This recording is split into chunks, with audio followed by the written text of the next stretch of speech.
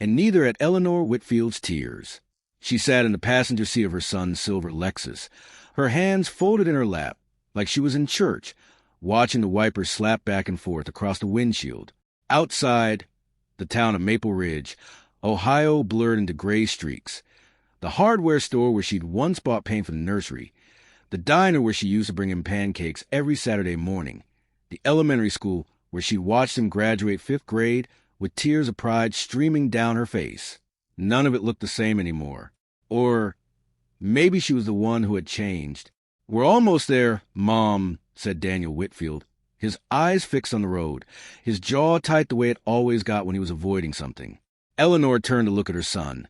42 years old now, broad-shouldered, successful, wearing a suit that probably cost more than she used to make in a month working double shifts at the textile factory. She had raised this man alone, fed him, clothed him, worked her fingers raw so he could go to college. And now here she was, 71 years old, being driven somewhere she didn't fully understand. "Almost where, sweetheart?" she asked softly, though something cold was already coiling in her stomach. Daniel didn't answer right away. He gripped the steering wheel a little tighter. "It's a nice place, Mom. Really nice. They've got a garden, an activity room, people your age to talk to. You won't be lonely." Eleanor's breath caught. "A nice place," she repeated slowly. "Daniel, are you taking me to a nursing home?" The silence in that car was louder than any scream.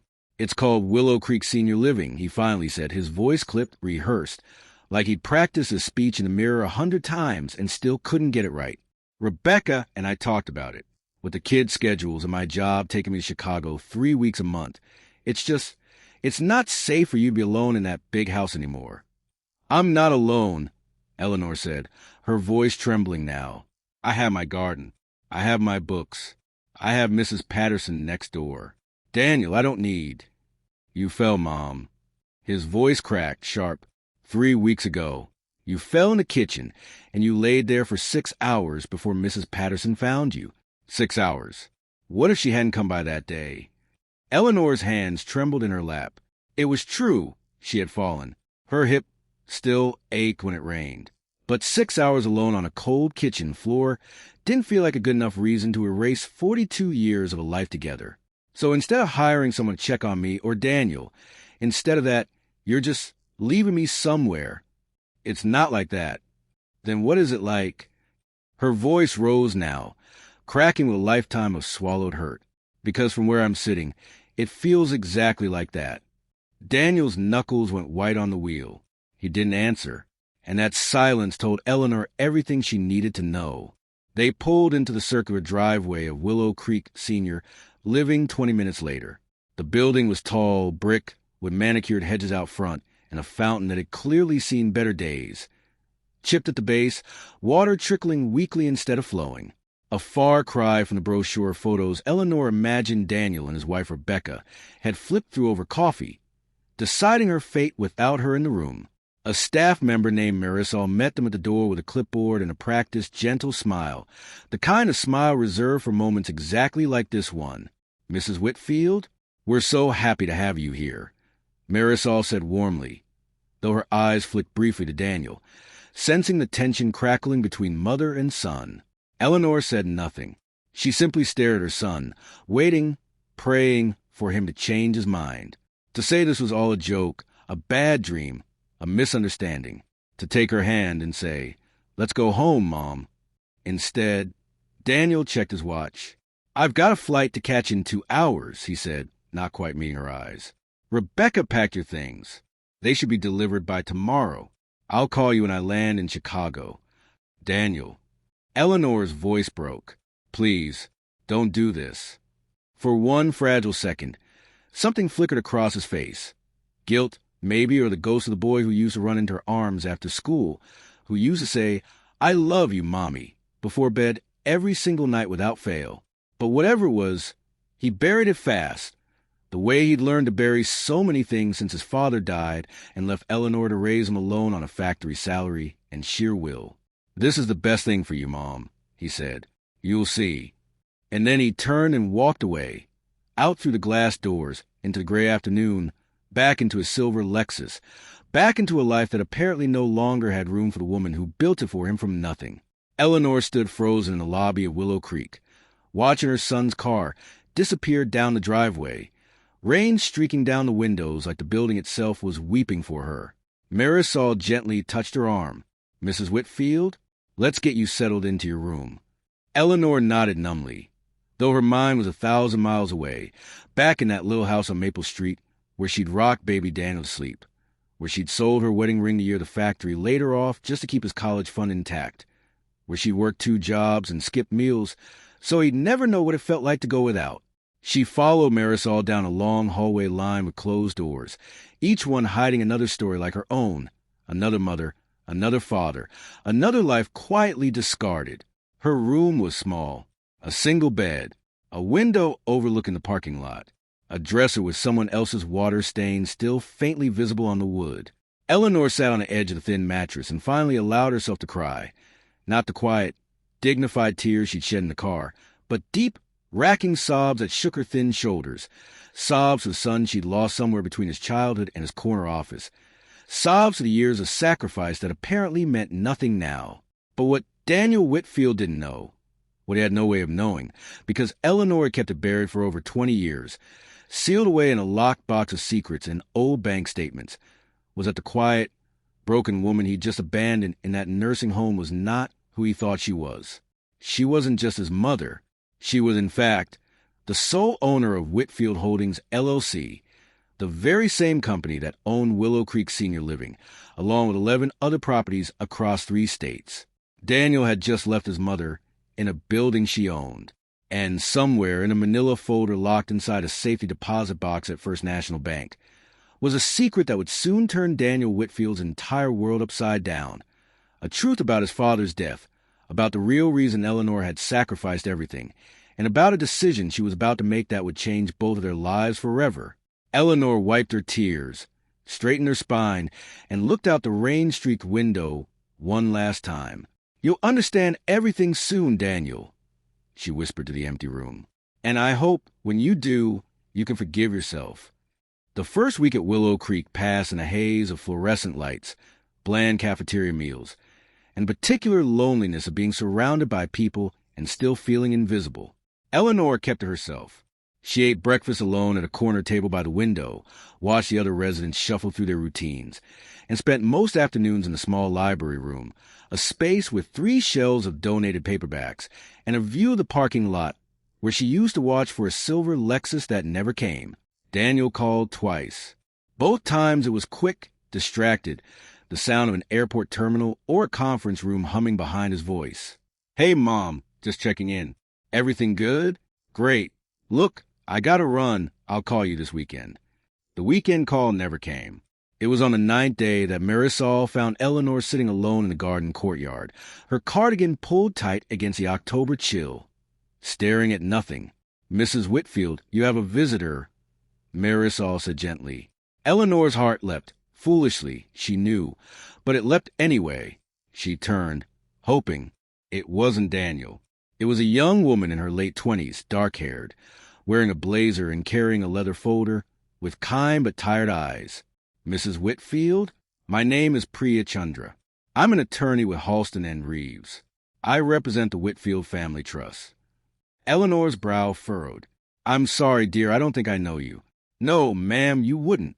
But I believe you knew my late mentor, Arthur Reeves. He handled some sensitive paperwork for you back in 2004. The name hit Eleanor like a wave of cold water. Arthur Reeves, the lawyer who had helped her, all those years ago, quietly restructure everything. The life insurance payout from her husband's accident, the small inheritance from her own mother that nobody in the family knew about, the modest real estate investment she'd made one careful property at a time over 2 decades, always under a company name, always kept separate from the version of her life Daniel saw. "Mr. Reeves passed away 8 months ago," Priya continued, sitting down across from Eleanor on the courtyard bench. "His firm merged with ours, and I inherited his client files. I've been trying to reach you for weeks, Mrs. Whitfield. Your phone number was disconnected. My son moved me here," Eleanor said quietly. "I don't have my own phone anymore. Rebecca said the facility phones would be enough." Something dark passed behind Priya's eyes, but she said nothing about it. Instead, she opened her folder. Mrs. Whitfield, do you understand the full scope of what you own through Whitfield Holdings, LLC? Eleanor's hands folded tightly in her lap. I know what I built. Arthur helped me set it up carefully, so no one could touch it, so no one could talk me out of it or take advantage. I wanted it protected. For Daniel, eventually, for his children. You own 12 properties, Mrs. Whitfield, Priya said. Assisted living and senior care facilities across Ohio, Indiana, and Kentucky. Combined value at last appraisal is just over $31 million. Eleanor closed her eyes. $31 million. And she was living in a 10 by 12 room with a bed that creaked and a dresser with someone else's water stains. This facility, Priya said carefully, Willow Creek Senior Living, it's one of yours, Mrs. Whitfield. You own the building your son placed you in. For a long moment, Eleanor said nothing at all.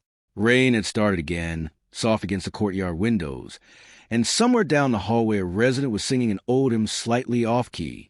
He doesn't know, Eleanor finally whispered. Daniel doesn't know any of this. I never told him. I didn't want him to grow up entitled.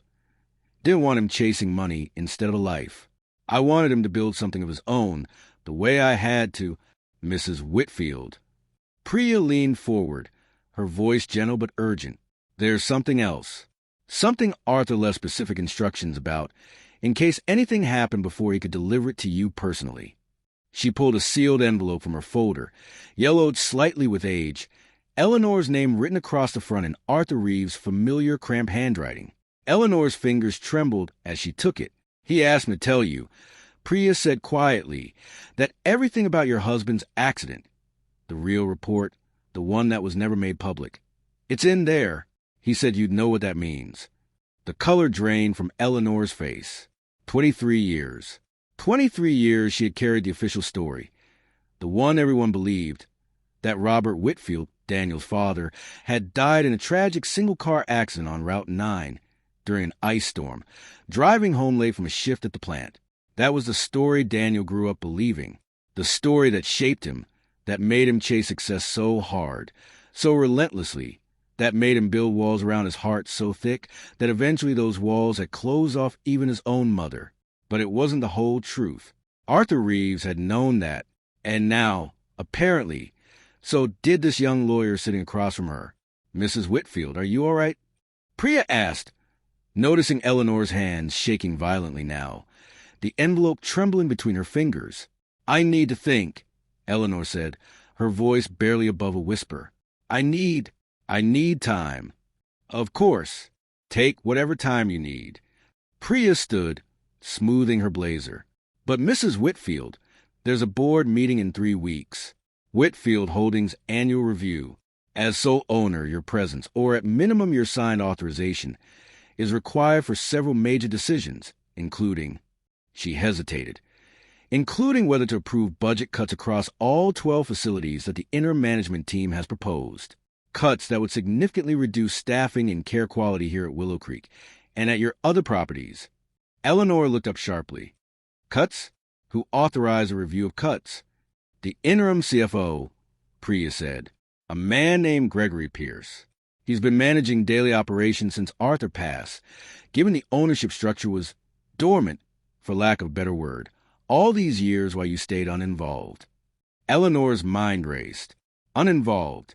She had trusted Arthur completely, had let the company run quietly in the background of her life for over a decade while she focused on being simply a mother, a grandmother, a woman living modestly in a small house on Maple Street. She never imagined that trust would leave a door open for someone else to walk through.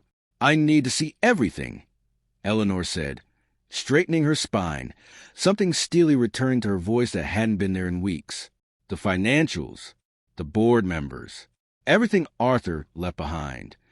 Priya smiled just slightly, relief and something like admiration crossing her face.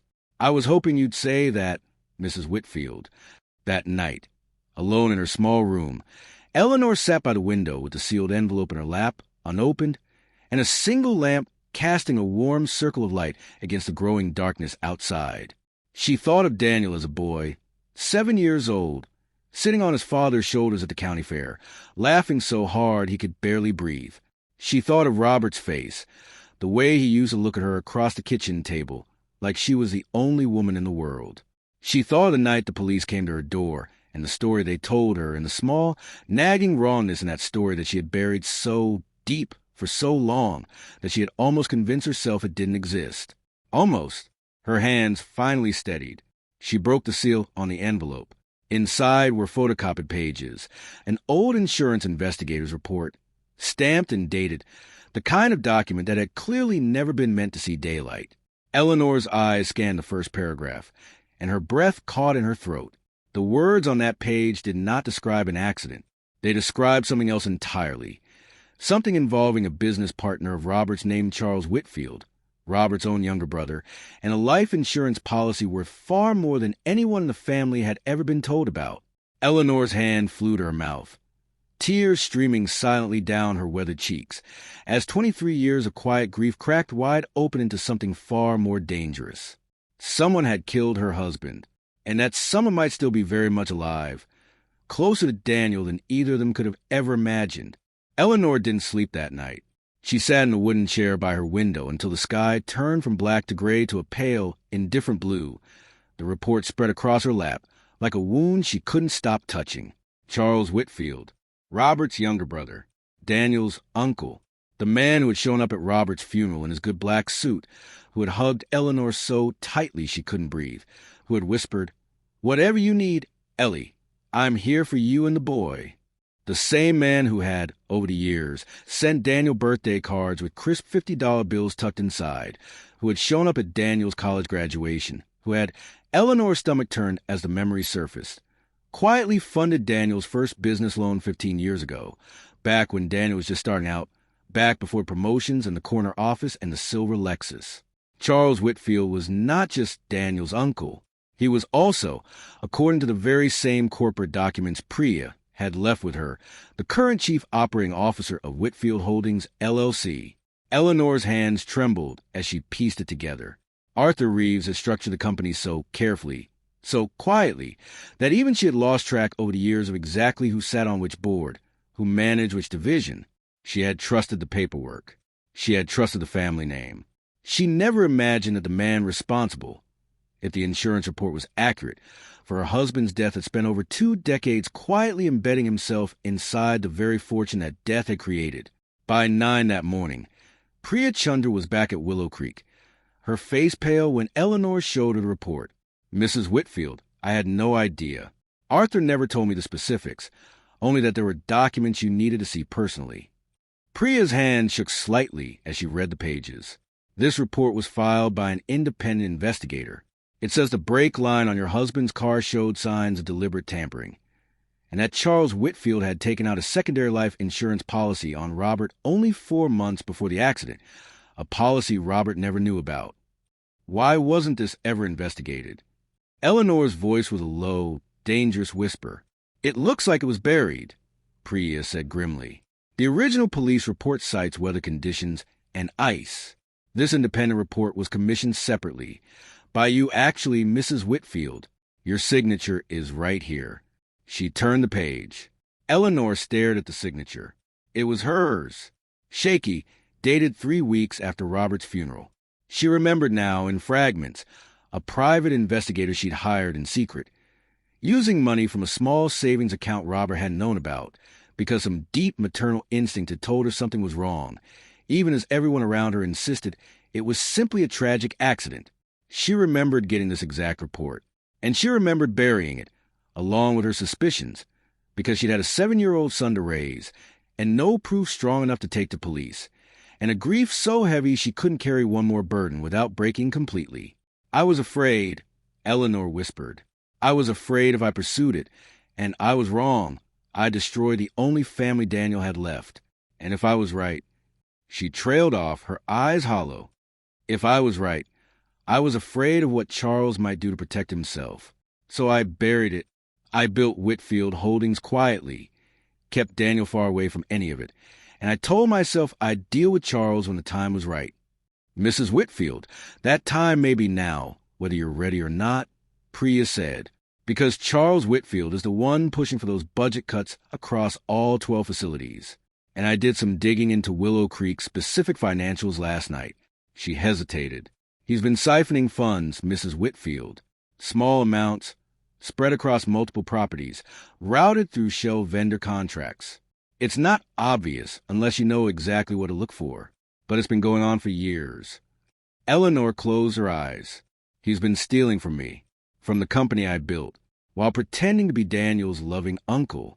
There's more, Priya said quietly. The board meeting isn't just about budget cuts anymore. I received a notice this morning. Charles has proposed a motion to have you declared incapacitated, Mrs. Whitfield, citing your age, your residence in a care facility, and lack of recent involvement in company affairs. If the board approves it, he becomes controlling trustee of Whitfield Holdings. The room seemed to tilt beneath Eleanor's feet. He wants to steal everything, she breathed, not just skim from the edges. He wants it all, and he's using the fact that my own son abandoned me here as proof that I'm unfit. Just then, as if summoned by the very mention of him, Eleanor's door opened without a knock, and Daniel walked in. He looked tired, his tie loosened, dark circles under his eyes. "Mom, I only have 20 minutes, my flights." He stopped short, noticing Priya, the scattered papers, the raw emotion on his mother's face. "What's going on?" Eleanor looked at her son for a long moment. 23 years of silence pressed against her chest like a physical weight. She could keep protecting him. She could keep the secret buried, the way she'd buried it for over 2 decades, and let Daniel go on believing his uncle was a kind, generous man. Or she could tell him the truth and risk shattering the only family he had left. "Sit down, Daniel," Eleanor said quietly. "Mom, I don't have time. I really need to." "Sit down." Something in her voice, a tone Daniel hadn't heard since he was a defiant teenager pushing curfew, made him freeze. He sat. "This is Priya Chandra," Eleanor said. "She's an attorney. She represents the Whitfield Family Trust." Eleanor watched her son's face carefully. "Daniel, I need to tell you something about your father's death, and about your Uncle Charles." Daniel's expression shifted from confusion to something guarded. "Mom, what does Uncle Charles have to do with any of this? He's been sending me business advice for 15 years. He co-signed my first loan when nobody else would. He's practically been a father to me since. Since your real father died," Eleanor finished, her voice breaking. "Daniel, your father's accident was an accident." The room went completely silent. "What are you talking about?" Daniel's voice was barely audible. Eleanor told him everything. The brake line, the secret insurance policy, the buried investigation, the decades of silence she'd kept to protect him. She told him about Whitfield Holdings, about the 12 properties, about Willow Creek being one of them. She told him that his own son had unknowingly placed his mother inside a building she owned, that the company his uncle now controlled was hers, built from grief and secrecy and a mother's desperate love. Daniel sat frozen through all of it, his face draining of color, his hands gripping the arms of his chair so tightly his knuckles went white. "You're telling me," he said finally, his voice shaking with disbelief and something darker, something like rage building underneath, "that Uncle Charles might have killed my father, and that you've known or suspected for over 20 years. And you never told me?" "Daniel, I was trying to protect you. By lying to me my entire life." Daniel stood up so fast his chair scraped violently against the floor. "By letting me build a relationship with a man who might have murdered my father? By letting me believe you had nothing, that you needed me to take care of you, when this whole time you owned 12 buildings and a company worth $31 million, Priya said quietly. Daniel's face went white as paper. "I need air," he said, his voice cracking. He turned and walked out of the room without another word, leaving the door hanging open behind him, leaving Eleanor sitting alone once again, her heart pounding, tears streaming silently down her face. Priya moved to close the door, but before she could reach it, Eleanor's phone, the small emergency cell Marisol had given her, buzzed on the nightstand. An unknown number. Eleanor answered with trembling hands. "Hello?" The voice on the other end was smooth, warm, achingly familiar. "Ellie, it's Charles. I heard you've been having some interesting conversations lately." A pause, cold and deliberate. We should talk before this board meeting gets messier than it needs to be, for everyone's sake, especially Daniel's. Eleanor's blood ran cold. "Are you threatening my son?" she whispered. Charles Whitfield's voice was soft, almost gentle and utterly terrifying. "I'm just saying, Ellie, secrets have a way of protecting people. You taught me that yourself all those years ago, when you decided to bury that little report instead of taking it to the police." A pause. Let's keep it that way. For Daniel's sake. The line went dead. Eleanor sat frozen, the phone slipping from her trembling fingers onto bed, her heart hammering against her ribs. Charles Whitfield knew. He had known this entire time that she suspected him. And now, with the board meeting only weeks away, with Daniel reeling in the hallway outside, with $31 million and a 23-year-old murder hanging in the balance, Eleanor realized with dawning horror that her family's darkest secret was about to explode into the light, and there was no way to know who would survive it. Daniel didn't go to the airport. He sat in his car in the Willow Creek parking lot for nearly an hour, engine off, rain drumming on the roof, replaying 23 years of memories through a new and terrible lens. Uncle Charles teaching him to fish at Lake Erie. Uncle Charles at his wedding, giving a toast that made the whole room laugh and cry. Uncle Charles's voice on the phone last year, saying, "Your mother will be fine at Willow Creek, Danny. Trust me, it's one of the best facilities in the state." Of course he'd said that. He'd known exactly which building Daniel would choose, because he wanted Eleanor exactly where he could watch her. Quiet, isolated, easy to dismiss as an incapacitated old woman with no voice on her own board. Daniel's hands tightened on the steering wheel until they ached. Then he got out of the car, walked back through the rain, and returned to his mother's room. Eleanor looked up, startled, still pale from the phone call. Priya stood beside the window, phone in hand. "I'm not going to Chicago," Daniel said. His voice was steady now, stripped of the panic from an hour ago, replaced with something harder. "I'm staying, and I want to see everything. All of it." Over the next 2 weeks, Eleanor, Daniel, and Priya worked together in a way they never had before, mother and son, side by side, poring over financial records at a folding table in the Willow Creek library room. Priya brought in a forensic accountant, a sharp, no-nonsense woman named Denise Okafor, who traced Charles Whitfield's shell vendor contracts back through 11 years of falsified invoices, totaling nearly $4 million, quietly siphoned from facilities meant to care for people exactly like Eleanor. Daniel read every page. He said very little, but Eleanor watched something shift in her son with each passing day, the entitled distance melting away, replaced by a quiet, burning resolve that reminded her painfully of his father. "I keep thinking," Daniel said one evening, sitting across from her with a cup of vending machine coffee going cold in his hands, "about all those years I thought you had nothing. I thought I was doing you a favor, Mom, letting you stay somewhere nice, because I couldn't be bothered to actually be there for you myself. And this whole time you were protecting me, even when I didn't deserve it. You're my son," Eleanor said simply. "That never stopped being true, Daniel, no matter how far apart we drifted." He reached across the table and took her hand, and for the first time in years, Eleanor felt something in her chest unclenched that had been tight for a very, very long time. The board meeting was held on a gray Thursday morning in a downtown Columbus conference room, the kind with floor-to-ceiling windows and a long mahogany table that made Eleanor feel small the moment she walked in wearing her best navy dress, her hair carefully set, Priya at her side. Charles Whitfield sat at the head of the table, silver-haired and composed in an expensive charcoal suit, flanked by 2 board members Eleanor barely recognized. He rose smoothly when she entered, his face arranging itself into warm, practiced concern. "Ellie, you didn't need to trouble yourself coming all this way. I would have understood if you—" "Sit down, Charles," Eleanor said, her voice carrying clearly across the room, steadier than it had been in weeks. Something flickered across his face. Surprise, quickly masked. Daniel walked in behind her, closing the door with a firm, deliberate click. The motion to declare Eleanor incapacitated came up first on the agenda.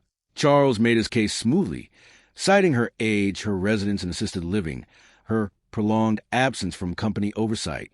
He spoke with the easy confidence of a man who had rehearsed this moment for years, who believed the quiet, broken woman in the doorway had no fight left in her. When he finished, Eleanor stood,